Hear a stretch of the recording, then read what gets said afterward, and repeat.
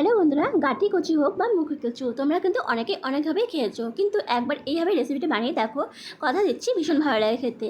তো বন্ধুরা, তোমরা সবাই কেমন আছো? আশা করি ভালো আছো, আর আমিও অনেক ভালো আছি। আর তোমরা দেখছো শাম্পা ছোটো রান্নাঘর। তো চলো দেরি না করে রেসিপিটা শুরু করা যাক। তো বন্ধুরা দেখো, রেসিপিটি বানানোর জন্য এখানে আমি কতগুলো গাঁটি কচু নিয়েছি, দেখতেই পারছো। এখন এগুলোকে ভালো করে আমি কেটে নেবো। কোথায়? তো দেখো, গাঁটি কচুগুলো কিন্তু ভালো করে ছুলে নিয়েছি, ছুলে নিয়ে কিন্তু দেখো এইভাবে ছোটো ছোটো করে কেটে নিয়েছি। আর আমি কিন্তু দুটো আলু এখানে কেটে রেখে দিয়েছি। এখন নিয়েছি একটা মিক্সি, আর এর মধ্যে দিচ্ছি আমি পেঁয়াজ কুচি। আমি এখানে একটা মাঝারি সাইজের পেঁয়াজ কুচি করে দিয়েছি। তোমরা চাইলে কিন্তু পেঁয়াজের পরিমাণটা কম বেশি করে নিতে পারো। তারপর দেখো, এখানে দিচ্ছি আমি 3টের মতো কাঁচা লঙ্কা। ঝালটা তোমরা কে কেমন খাবে সেই অনুযায়ী এখানে ঝালটা দিবে। আর দিয়ে দিচ্ছি কতগুলো রসুন, আর দিচ্ছি অল্প পরিমাণে জিরা, দিয়ে দেবো আদার টুকরা। এখানে আমি অল্প একটু আদা নিয়েছি, আর দেখো সমস্ত কিছু ভালো করে পেস্ট করে নিয়েছি। এখন দেখো নিয়েছি একটা ফ্রাই প্যান, আর এর মধ্যে দিচ্ছি আমি পরিমাণ মতন সর্ষের তেল। তেলের পরিমাণটা কিন্তু আমি একটু বেশি দিয়েছি। তো দেখো, এখন আমি তেলটাকে খুব ভালো করে একটু গরম করে নেব।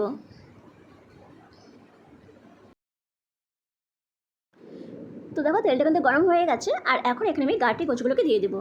আর বন্ধুরা, আমি কিন্তু এখানে গাঁটি কচুটাকে সেদ্ধ করে নিইনি।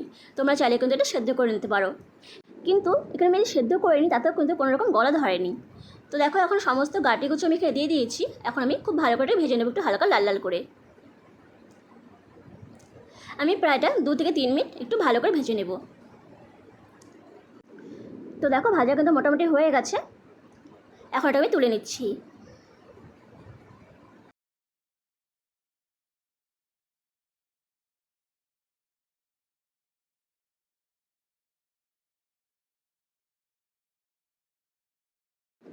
তো দেখো, সমস্ত গাঁটি কচু তুলে নিয়েছি। এখন এই তেলটা আছে, এর মধ্যে আমি আলুগুলো দিয়ে আলুগুলো কিন্তু খুব ভালো করে একটু ভেজে নেব। আর বন্ধুরা, তোমাদের যদি আমার রেসিপিগুলো ভালো লেগে থাকে তো প্লিজ একটা লাইক, কমেন্ট, শেয়ার আর সাবস্ক্রাইব করে তোমরা কিন্তু আমার পাশে থেকে যেও। আর পাশে থাকা বেল বাটনটা প্রেস করে দিও, যাতে যখনই আমি পোস্ট করব তোমাদের কাছে সবার প্রথমে পৌঁছে যায়। তো দেখো, আলুগুলো কিন্তু ভাজা হয়ে গেছে, একটু হালকা লাল লাল হয়েছে। আর এখন আমি এখানে আলুগুলোকে তুলে নিচ্ছি।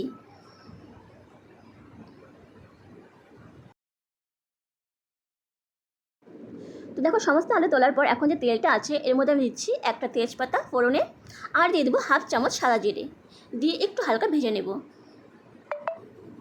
তো তেজপাতা আর জিরাটাকে আমি একটু ভালো করে ভেজে নিয়েছি। আর এখন দিচ্ছি আমি এখানে অল্প পরিমাণে পেঁয়াজ কুচি। পেঁয়াজটা দিয়ে পেঁয়াজটাকে আমি একটু ভালো করে লাল লাল করে ভেজে নেব।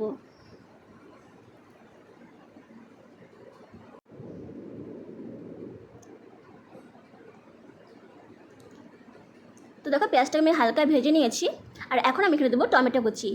আমি এখানে একটা মাঝারি সাইজের টমেটো কুচি করে রেখেছিলাম, সেটাই দিয়ে দিলাম। তোমরা চাইলে কিন্তু এখানে পেস্টও ইউজ করতে পারো। তো দেখো, টমেটো দেওয়া হয়ে গেছে, টমেটোকে আমি একটু ভালো করে ভেজে নেব। এখানে আমি দিচ্ছি সামান্য পরিমাণে লবণ। লবণটা দিলে কিন্তু টমেটোটা খুব সহজেই নরম হয়ে আসবে, আর খুব তাড়াতাড়ি রান্না হয়ে যাবে। তো দেখো, দেওয়ার পরে কিন্তু আমি 2 থেকে 3 মিনিট খুব ভালো করে এই টমেটোটাকে ভালো করে ভেজে নেব।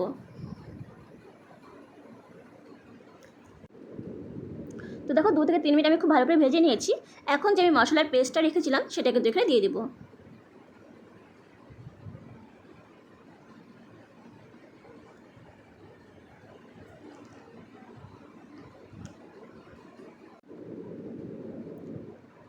তো দেখো, সমস্ত পেস্ট দেওয়া হয়ে গেছে।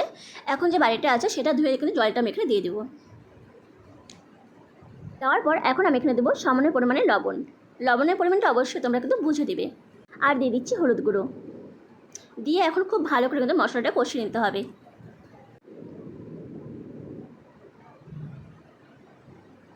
আমি প্রায় 3 থেকে 4 মিনিট খুব ভালো করে মশলাটা কষিয়ে নিয়েছিলাম।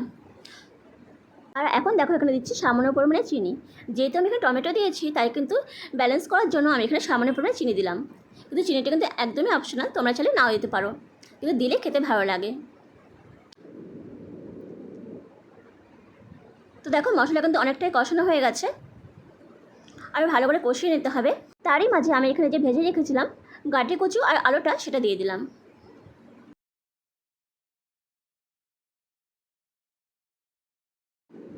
দিয়ে এখন গাঁটি কচু আলুর সাথে মশলাটাকে আবারও খুব ভালো করে কষে নেব, প্রায় 3 থেকে 4 মিনিট।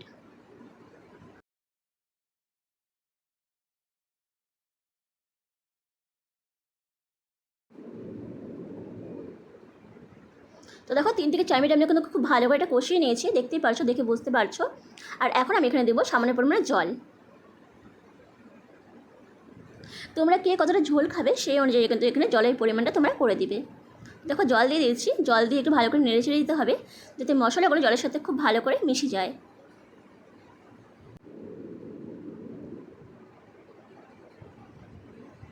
তো দেখো খুব ভালো করে একটু নেড়ে চেড়ে নিয়েছি।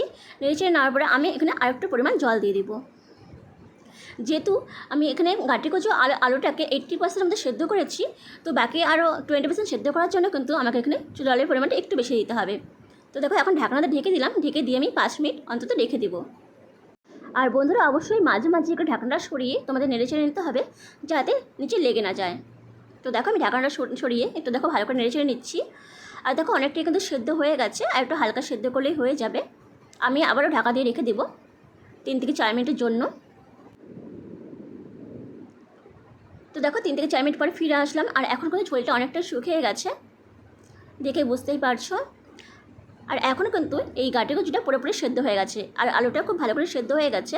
আর এটাকে আর বেশি রান্না করব না। আর এখন আমি সবশেষে এখানে দিয়ে দেবো গরম মশলা। তো দেখো আমি এখানে অল্প পরিমাণে গরম মশলা দিয়ে দিলাম, দিয়ে আবার একটু ভালো করে নেড়ে চেড়ে নিব। আর এখন কিন্তু রান্নাটা মোটামুটি কমপ্লিট হয়ে গেছে, আর বেশি এটা সেদ্ধ করব না, এখন এটাকে নামিয়ে নিব।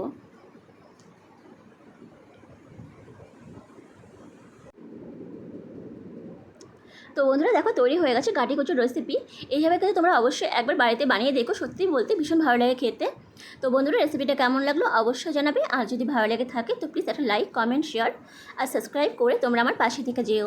আর পাশে থাকা বেল বাটনটা প্রেস করে দিও যাতে যখনই আমি পোস্ট করব তোমাদের কাছে সবার প্রথমে পৌঁছে যায়।